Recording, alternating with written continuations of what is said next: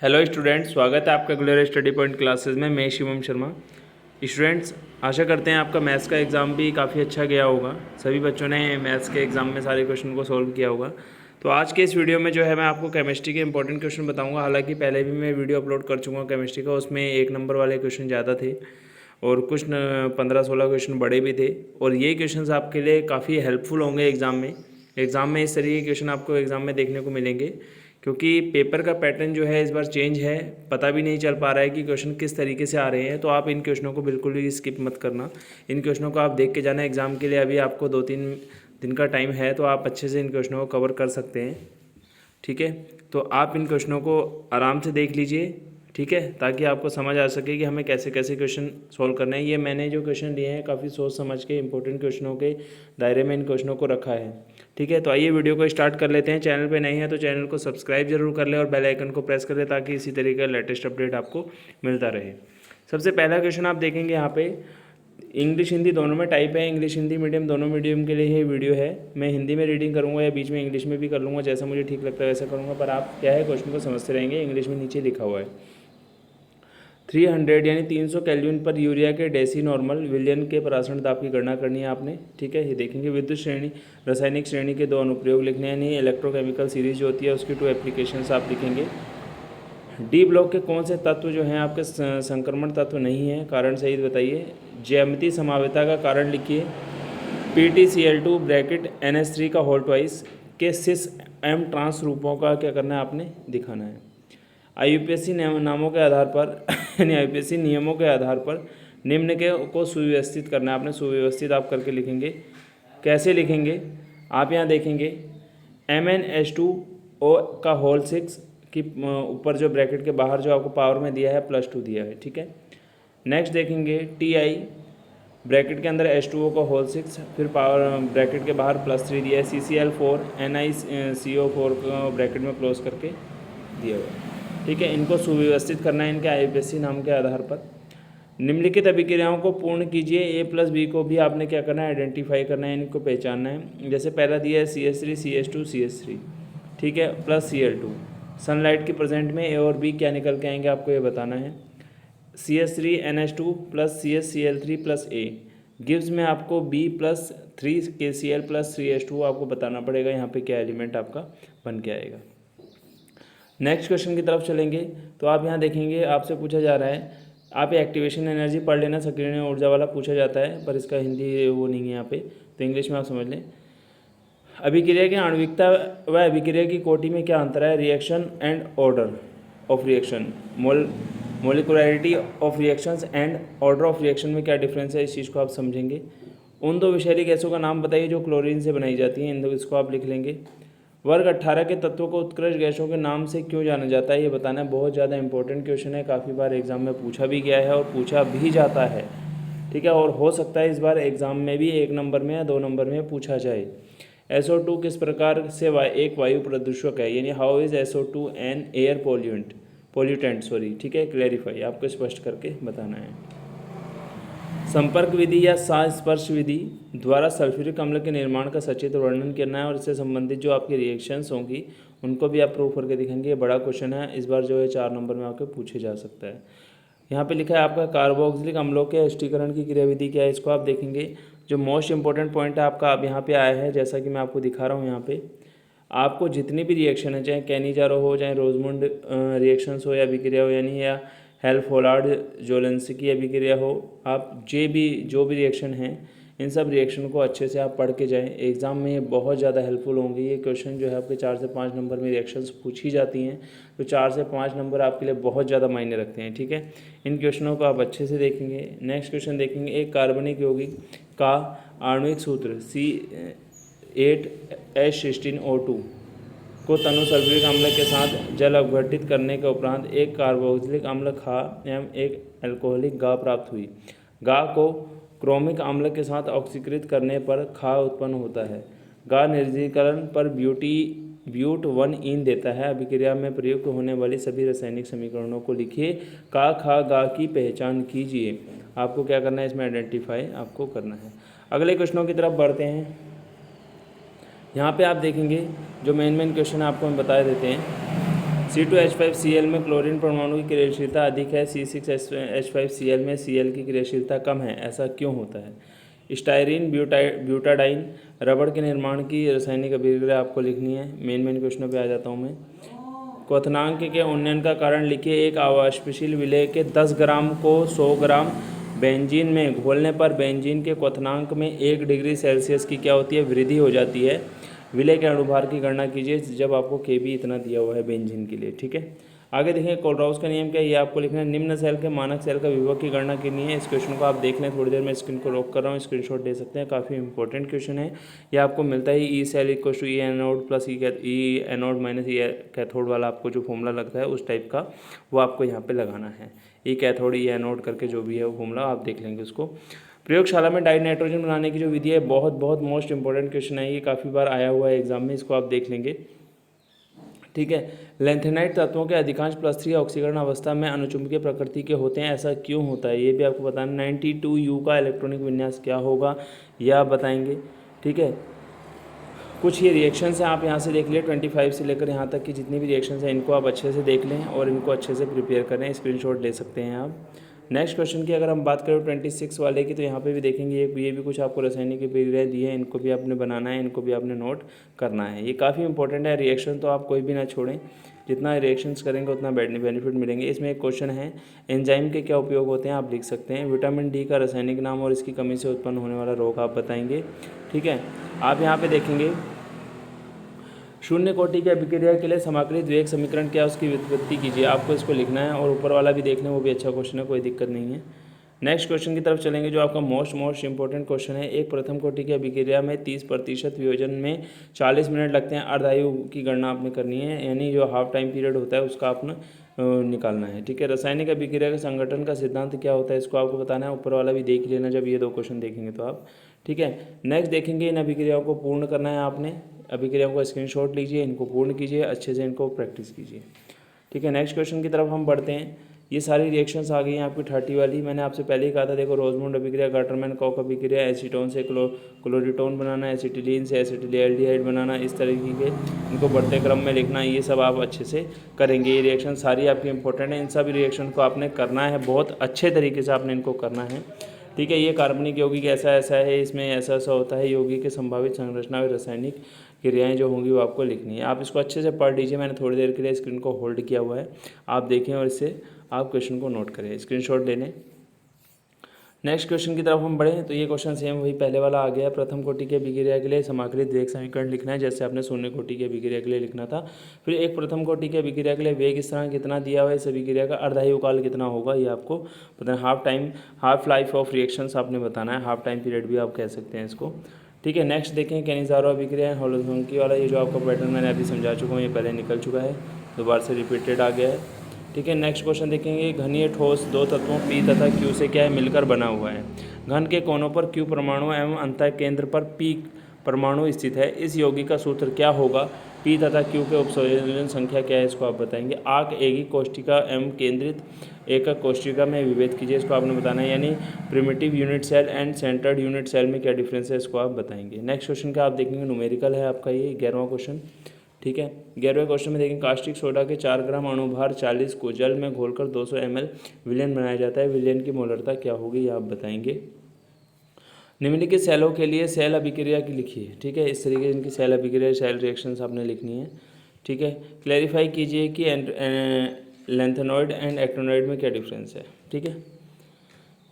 NaCl यहाँ पे 4 है, क्या है ये एग्जैक्ट शो नहीं हो पा रहा है मुझे, तो आप इस क्वेश्चन को देख लीजिए, थोड़ा सा आपकी बुक में भी होगा, ठीक है। आगे बढ़ते हैं।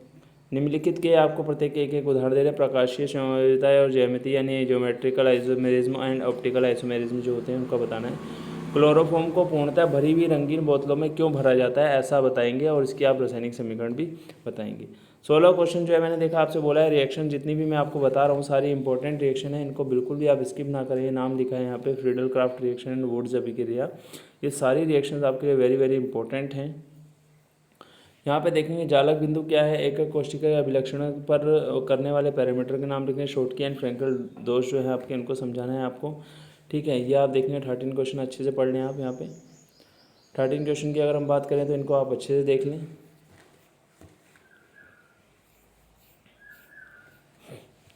आप यहाँ देखिए, यदि 22 gram benzene 122 gram carbon tetrachloride में घुली हो तो बेंजीन एवं कार्बन टेट्राक्लोराइड के द्रव्यमान की गणना कीजिए। देखो, calculate the mass percentage of benzene and carbon tetrachloride if 22 gram of benzene dissolve in 122 gram of carbon tetrachloride. ठीक है, आप ये नीचे क्वेश्चन भी देखिए कि अगर आपको 130 ग्राम समुद्री जल में 6 × 10⁻³ ऑक्सीजन घुली मिलेगी तो ऑक्सीजन की सांद्रता ppm में आप बताएंगे, इसको फाइंड करना अपने ppm में। ठीक है, नेक्स्ट देखेंगे आपका क्वेश्चन यहाँ सामने है, इसको भी आप देख लें। ठीक है, अच्छे से पढ़ लें और इसको सॉल्यूशन करेंगे आप। नेक्स्ट क्वेश्चन देखेंगे आप, हार्डी-सूल्जे लॉ क्या है आपका। ठीक है, 17 क्वेश्चन को देखेंगे आप, इनके आपको कोऑर्डिनेशन कंपाउंड्स आपको बताने हैं और संयोजन यौगिक के नाम लिखने हैं आपने, कौन कौन से बनेंगे IPSC नेम के अकॉर्डिंग। ठीक है, 20 वाले में देखेंगे आपको 40 ग्राम एनिथिलीन ग्लाइकोल दिया है को 600 ग्राम जल में जब आप मिलाएंगे तो विलयन के हिमांक अवनमन में की गणना करनी है आपको, डेल्टा TF आपको फाइंड करना है जब आपको क्या होगा, मोलर अवनमन स्थिरांक आपको इतना दिया रहेगा तो। ठीक, नेक्स्ट क्वेश्चन की तरफ आप देखेंगे, जो आपको निम्नलिखित अभिक्रियाओं के साम्य स्थिरांक परिकलित करने हैं तो आप देखेंगे आपको ई सेल और जो दिया है इतने वोल्टेज दोनों के लिए दे रखे हैं। ठीक है, आपको करना है इसमें फाइंड, आपको इक्विलिब्रियम कांस्टेंट आपको फाइंड करना है, जो रिएक्शंस आपको यहाँ पे दी हैं। आगे 22 वाले क्वेश्चन को भी आप देख लेना, इनमें जो जो पॉइंट आपको ढंग से याद है उनको स्किप करके, और जो पॉइंट आपको याद नहीं है उनको आप देख लेंगे। 23 क्वेश्चन की बात करें तो 23 वाला क्वेश्चन भी आपके सामने ही है, अच्छे से आप इसको पढ़ सकते हैं। 24 वाले क्वेश्चन की तरफ अगर आप देखेंगे, 24 वाला क्वेश्चन जो आपको रिएक्शंस हैं, केमिकल रिएक्शंस हैं तो केमिकल रिएक्शंस को आप देखेंगे तो इसमें गा तक का आपका दिया हुआ है। ठीक है, तो का खा गा जो है आपकी रिएक्शंस हैं, आप इन रिएक्शंस को ज़रूर देखेंगे, सारी रिएक्शंस आपके लिए क्या है, इंपॉर्टेंट है। ठीक है, 25 वाला जो है आपका का और खा, इस क्वेश्चन को आप देख लेना। ऐसी दो अभिक्रियाएं दीजिए जिसमें फिनॉल की अम्लीय प्रकृति प्रदर्शित करती है। ठीक है, ऐसी लिखा है, give two reaction dash soda acidic nature of phenol, तो आपको बताना है give chemical reaction for preparation of phenol from chlorobenzene. या आप बताएंगे जो आपको बीच में स्ट्रक्चर दिखे हैं बने हुए, इनके आप IPSC नेम लिखेंगे। ठीक है, 1 2 3 4 इस तरीके के क्वेश्चन आप बिल्कुल भी स्किप मत करना। ये क्वेश्चन में इस बार पेपर के पैटर्न के अकॉर्डिंग कुछ भी आ सकता है, तो कोई भी चीज़ आप स्किप नहीं करेंगे। का और खा को अगर देखेंगे, डी ग्लूकोज को फ्रक्टोज की संरचना में कन्वर्ट करना है और डी ग्लूकोज के अभिक्रिया को HI के साथ लिखना है आपने। ठीक है, तो नेक्स्ट क्वेश्चन की तरफ अगर हम देखें, यहाँ पे आप देखेंगे 21 वाला जो क्वेश्चन है आपका, ये आपका पूरा रिएक्शन बेस्ड है, इसमें रिएक्शन आपने कंप्लीट करनी है। और सेकंड वाले में देखेंगे कि जितनी भी रिएक्शंस लिखी हुई है, ठीक है, इसमें कैनिजारो अभिक्रिया, क्लीमेंस अपचयन अभिक्रिया, एस्टीकरण और कॉल्बे विद्युत अपघटनीय अभिक्रिया एंड हेल्महोल्ट्ज जोन्स की अभिक्रिया क्या है, ये आपने बतानी है। ठीक है, आप यहाँ देख सकते हैं, थोड़ी देर के लिए स्क्रीन में होल्ड कर रहा हूँ, इसमें आप स्क्रीनशॉट ले सकते हैं। ओस्टवाल्ड प्रक्रम में नाइट्रिक एसिड के निर्माण की विधि की रासायनिक अभिक्रिया आप बताएंगे। ठीक है, कुछ क्वेश्चंस हो रहे हैं, रिएक्शंस जो मैं आपको बता रहा हूँ, इन रिएक्शंस को आप बिल्कुल ही स्किप ना करें। इसी टाइप्स में आपको रिएक्शन मिलेंगे, थोड़ा चेंजेस आप देखने को मिलेगा एग्जाम में, क्योंकि बिल्कुल एग्जैक्ट आपको एग्जामिनर ये नहीं देता, और हो सकता है बिल्कुल एग्जैक्ट यही रिएक्शंस आपके वहाँ एग्जाम में आ भी सकती हैं। ठीक है, तो आप यहाँ देखेंगे नेक्स्ट क्वेश्चन, नाइट्रोजन प्लस ऑक्सीकरण अवस्था दर्शाता है लेकिन पेंटा हैलाइड नहीं बनाता, क्यों। ठीक है, आगे देखेंगे, निम्न अभिक्रियाओं को पूर्ण करना है आपने। यहाँ पे ये क्वेश्चन मैं आपको पहले बता चुका हूँ। नीचे देखेंगे आप, ये वाला क्वेश्चन खा वाला काफ़ी वेरी इंपॉर्टेंट क्वेश्चन, दर्शाइए कि प्रथम कोटि की अभिक्रिया में 99.9% अभिक्रिया पूर्ण होने में लगा समय अर्धायु का 10 गुना होता है। वेरी इंपॉर्टेंट क्वेश्चन है ये। ठीक है, फ्रीओन वाला मैं आपको पहले क्लियर कर चुका हूँ। चांदी के क्रिस्टिकलन में FCB चालक वाला ये भी आप देख लेंगे। ठीक है, डी ब्लॉक के तत्व ये वाला भी हो चुका है। कास्टिक सोडा के 8 ग्राम वाला ये भी कंप्लीट करेंगे, आप क्वेश्चन देख लीजिए। ये जेट सेल वाला मैं आपको पहले बता चुका हूँ। नेक्स्ट क्वेश्चन की तरफ चलते हैं। यहाँ पे देखेंगे आर्टिफिशियल स्वीटनर जो हैं और फूड प्रिजर्वेटिव जो होते हैं, इनको आप देखेंगे। यहाँ पे आपको क्या करना है, इनको मेजो कॉलम को मिलाना है। इन देख लीजिए कि इनका नाम क्या क्या होता है, IPSC नेम, उसके अकॉर्डिंग आप इनको सेट करेंगे। ठीक है, नेचुरल एंड सिंथेटिक पॉलीमर्स क्या हैं, इनको आप देखना। वैद्युत रासायनिक श्रेणी इलेक्ट्रोकेमिकल सीरीज में आपको बता चुका हूँ पहले ही। नेक्स्ट देखेंगे कि 1 विलियन का प्रकाशन दाब 3.2 है, जिसके प्रति लीटर में 20 डिग्री पर 45 ग्राम सुक्रोज घुला हुआ है। ठीक है। आगे देखेंगे आपको नियतांक आर का मान गणना करनी है, ठीक है। वात्या भट्टी का यानी आप जिसे ब्लास्ट फर्नेस कहेंगे उसका डायग्राम और उसके आगे पीछे जो नाम लिखे जाते हैं सबको आपने उसमें क्या करके लिख के दिखाना है। और एक धातु का नाम लिखना है जिसके निष्कर्षण में इसका उपयोग किया जाता है। एल्युमिनियम के प्रमुख अयस्कों के नाम और उनके सूत्र आप लिखेंगे, ठीक है। यहाँ नीचे लिखेंगे निम्नलिखित के संक्षिप्त में टिप्पणी देनी है, 2 नाम लिखें, इनकी टिप्पणी देंगे। और न्यूमेरिकल जो मैं आपको बता रहा हूँ इन न्यूमेरिकल को आप जरूर करें। कोई भी अगर एक न्यूमेरिकल फंस गया तो 2-3 नंबर आपके पक्के हो जाएंगे। समूह ग में गुणों में निम्न के संबंध क्रमिक परिवर्तन समझाइए, ठीक है। आयन एंथैल्पीज़ क्या होती है, इलेक्ट्रॉन ऋणता यानी इलेक्ट्रोनेगेटिविटी, और आयनाइजेशन एंथैल्पीज़ एंड ऑक्सीडेशन स्टेट क्या होगा, इसको आप बताएंगे।